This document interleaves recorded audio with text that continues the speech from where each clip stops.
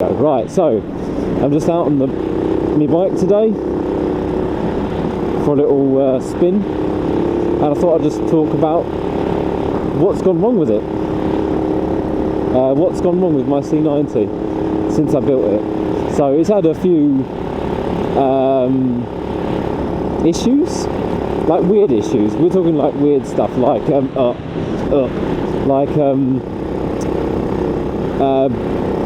let's see, I think on the second test ride I took out, the bolt was coming, one of the bolts came loose, so it was a simple case of retightening it, and away I went. So, you know, it's just little things like that. So I had a bolt come loose on the shop, which meant I just suddenly turned left, which wasn't great. These wing mirrors have come loose a few times, but I've now got to the point where they're staying in place. Yeah, it's just a case of like riding your bike and finding out what goes wrong. Now, I reckon I can get more mileage out of my tanks now, because when I was doing the running and stuff like that, I didn't have the carb 100% tuned. So it used to look a bit rich, and now I've dialed it in, and yeah, it's running basically spot on. So that's really good. And once in a while it backfires. Once in a while this thing will backfire, but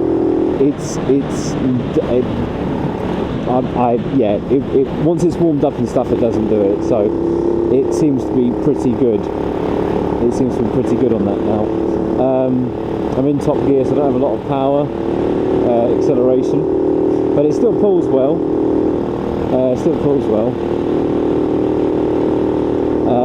But what other problems? Oh, I had some weird electrical issues, which is really weird. So yeah, third outing when I was testing the sat nav on my phone and all that, it wasn't charging. And also I was blowing bulbs. So I was blowing bulbs, and it wasn't charging. Oh, that was the second gear put away. Shouldn't have done that. But it wasn't charging, and I didn't have any. My electrics were basically going weird. So my brake lights decided they didn't want to work anymore. That was a bit annoying. Right, let's get some speed up now. But yeah, my brake lights didn't want to work, so they would like flash a lot. But I had an LED in there, and luckily they came in packs of 2, because the LED completely gave up. Like, I'd press the brake light and then nothing would happen. Like, literally nothing would happen. Like, there would be like one LED brake, and I was like, well, this is weird. And then when I was like, I'm going to plug a voltmeter. I'm going to test, see what voltage I'm getting, because this is weird. My phone's not charging either. So I was like, what's going on here? So I plugged in the voltmeter into the thing, and I was like, okay, it's getting 14 volts on idle. Bit high for a cub, but whatever. Then I revved it. I saw 45, and then the thing cut out, and I was like, so my voltages were well over 45 volts. So it was the regulator. It was a brand new regulator that I bought, possibly on the very, very, very, very cheap side of things. Oh, I want to go this way. I'll just let him go ahead a bit. But yeah, it was very, very cheap on the old side of things. It was very cheap. So yeah, the cheap regulator regulated absolutely nothing, and which meant that, yeah, it just blew. I was like, oh, for goodness sake. So I actually dug through my spares and found an original one, for filthy it was, and one bent pin, re-bent the pin, stuck it in, and it's absolutely fine. Yeah, no worries whatsoever. So I was like, that's pretty good. So I was like, okay, I'm happy with that. I'm really happy. I've got my okay, so we fixed that problem, and then what else? Yeah, I don't know. So that was a big problem though. That like having electrical issues is always a bit of a faff, but luckily it was just that. I mean, I'm using a cheap loom. I'm using a lot of cheap parts, or parts that I either had lying about, or second hand, or stuff that's incredibly cheap, and all that sort of thing. So yeah, my mistake, my fault, definitely my fault.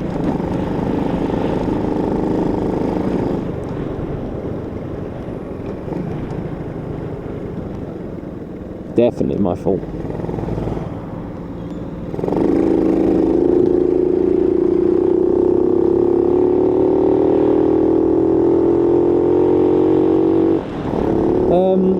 I've had leg shield. There was a really annoying, like, the one thing that it took me a while to get rid of. There was this, when I let off the throttle, it made a brrr noise, like a buzz noise, and I thought it was front bushings, you know, because it was when the weight transferred to the front, when I let off the accelerator, not when I accelerated. And it was like, I was like, where's that coming from? And what it was a bit of the leg shield, because I'm using the wrong leg shield, of course, or the engine sits slightly further forward as well. The engine sits slightly further forward as well. So what that means so the leg shield is basically rubbing. Only when I was on the downward thing, it would oscillate or vibrate in such a way that it would make this horrible noise. That was dreadful. That was absolutely dreadful. That noise. We just need what I'd really like though is a little screen about here, just to keep the wind off my chest. So I'm going to keep an eye out for a screen, because I just want that wind off the chest. Because if I'm going to do some road trip, and I do plan to take this bike on some road trips this year, but we need to get it, you know, more tested and stuff. You know, it needs to be. I like to have everything triple checked and all that stuff, so I can get everything all done and make sure it's not gonna, you know, everything that's gonna come loose and fail me now. It's what I want to happen now while I'm not. I want it to all, you know, fail now rather than when I'm on the road. So that's what I take it out for road tests, basically, and I won't take it out for a good long trip until I'm, you know, quite happy with it, sort of thing. But yeah, it's like I've got it now where I can cruise. I'd like to, you know, you can cruise at 50, I reckon. You can cruise at 50. It pulls to 45 quite well, and I'm happy with that. That's, you know, I haven't done any like crazy modifications really. It's still running a C90 carb, and it's still running a standard exhaust, which is a copy. It's an UUH, but it's a Honda copy. You know, it's proper. It's a Honda. It says Honda on the box and everything. You know, so it's. It wasn't expensive. I think it was like 35 quid or something like that, or 40 quid. It wasn't expensive, but it's already showing signs of rust, and I'm just like, I've got an unbranded exhaust on my C200 that's been on there for 5 years. Well, no, it hasn't been on there for 5 years. To tell a lie, it's been on there for a few years anyway, and it hasn't shown any signs of rust on the C200. Well, it's got some rust bits on it where the kickstart's like scratched it to hell and stuff. It's just a shame that this one's already started showing signs of rust. So yeah, it's just yeah, just a shame really. I wish it hadn't done that, because I'm going up a hill. I'm in maximum gear, so let's go down the gear. So. Oh yeah, the petrol tank. So I bought this petrol tank in front of me. Capacity is 3.7 litres.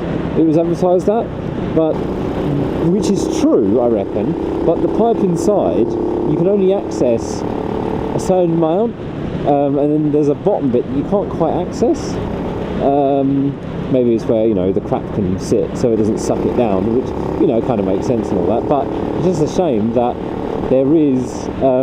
When I filled it up to the, like, almost to the brim, it was just over 3 litres, and I was like, 3.1-ish litres. That's not really the 3.7. So in theory, I'm actually getting, because I did work out my miles for the gallon based on the fact that I had a 3.7 litre tank. So I probably am getting closer to 100 mpg on this. So I'm not happy that the bike's showing signs of rust, and it's partly my fault. So it's got on the back of the frame, there's some parts on there which I got second out, you know, whatever. And I was in a bit of a rush, but I didn't paint them, these parts. So they've rusted a little bit because they don't have any paint on them, or they're just really old. So they need rusty. They need rusty. I don't like the bumps in the road. so they need repainting. But part of me goes, I can't even bother doing it now. I'll just put the bike back together. I want to ride it, you know. So I don't know if I'll. Another annoying thing is, and now I thought I got rid of the rust or most of the rust, but I bought the. See, the thing is, I bought the frame, and it was primed. And all I did was reprime it again on top. So I thought that there wouldn't be any rust underneath that paint, but evidently, unfortunately, there is, and it's coming through. And I was like, oh, why didn't I see this before? But yeah, I acquired the frame, and it was sort of rust treated, and then it was primed just to, you know, whatever, but the rust has come through again on the tail. I was like, oh, for goodness sake. So I've got a bit of rust on the tail, and I haven't got any more of that blue paint. The blue paint possibly isn't the hardest wearing paint, maybe as well, but it's had quite a lot of layers. But yeah, rust has come through, so there might be a point where I have to like take the whole back of the bike apart, and what I might do is I might take the whole back of the bike apart, and where there's a frame seam on the back, and what I'll do is I'll sand that down. Well, I wanted to go right there, didn't I? I'll sand that down just because it's a nicer route. Right, back where was I saying? Yeah, the frame paint isn't. Yeah, it's just a shame that it's come through again, and it is a shame, but it's one of those things.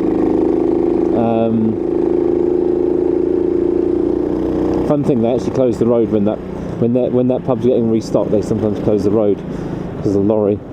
Ooh, the nice cars are out today, aren't they? Right, what was I saying?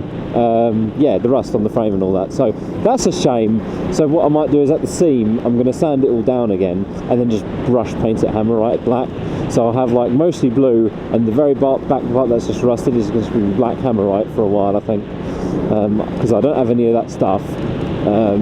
To respray, it's, you know, you're looking at like 30 quid just in cans, or maybe 40 quid in cans, or whatever, you know, whatever I've got left over. And another thing that I'm not happy with is the gold paint that I used. Once it was on and it was fresh on the bike, it looked really nice, but it's kind of like aged very quickly. My fault, I took it out in winter. And as I'm recording this, it's just before spring. So a lot of the videos you saw were in December, before Christmas, actually. So yeah, just before winter, some of them. I think the first ride was like 2 weeks before Christmas or something, because Terry was talking about putting Christmas decorations up and stuff. So, you know, and I've been, you know, little testing here and there and stuff. So yeah, that's how far behind my videos are on this bike. But I primarily did this bike series as essentially just a Patreon exclusive originally, and I was like, well, once it's all done, then we'll slowly release videos on the main page where you're seeing them now, sort of thing. And yeah, today I'm just taking it for a little bimble. This is the sort of roads that when I go on a big road trip, this is the sort of roads I'll probably be taking. You know, the nice backcountry roads. Although this bike is a tad more bumpy than the CT, and the seat is. I know the seat cover is lovely and everything, but the seat underneath it is not great. I don't know. It's not the best. I need to. I don't know what I'm going to do there, but the padding is. I don't know. I mean, the 1970s paddings were always, or the 60s, 70s paddings were always a bit naff anyway. So I don't know what I'm going to do there. It's just a little bit uncomfortable. But I've done worse. I did a couple of big road trips on my CT with that had a knackered seat. So eventually I did give myself a thing. You know what, I'll just stop here for a split second to show you what I mean by the rust coming through on the frame. See right here, it's all coming through.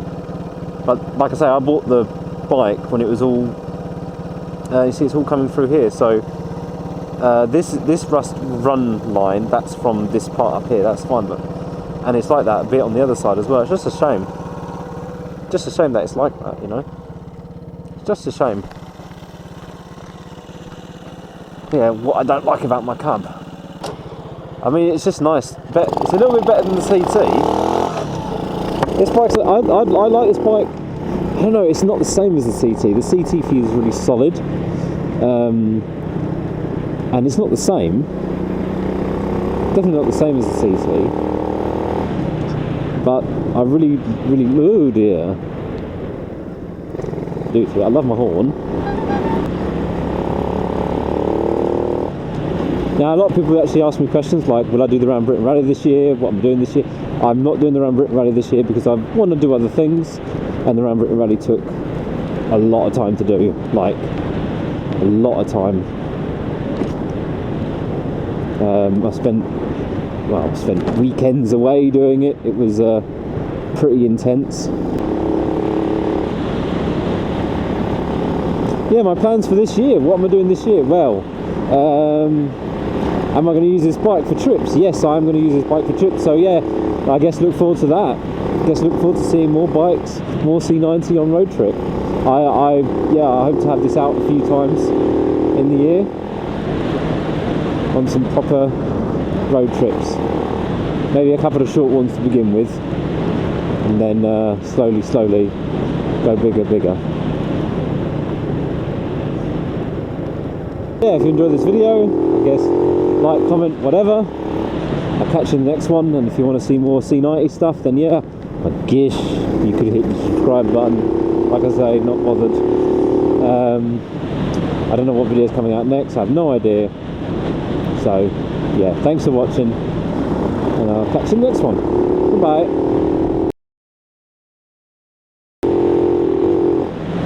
Oh dear. But I was thinking of going to end the video, but I'm on the way.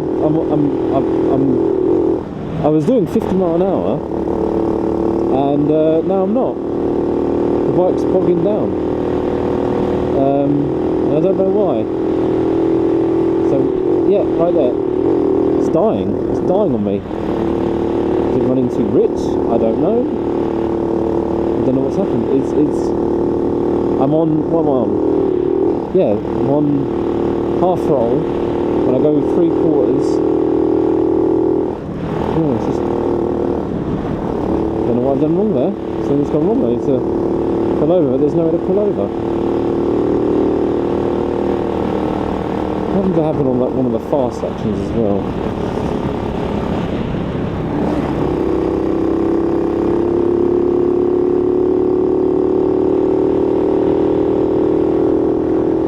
I don't know why it suddenly started bogging down. Is that a fuel issue? It's going again now. No, it's not. It's really just not happy, is it? This doesn't come loose. Oh gee. Oh dear. Oh, something's not happy here. Let's investigate. Did I run out of fuel? No, I can't run out of fuel. Am I leaking fuel? No. Fuel's on. Ah! That looks like it's come loose. Has it come loose? Or is it my imagination? No, it's my imagination. Well, what's happened here then?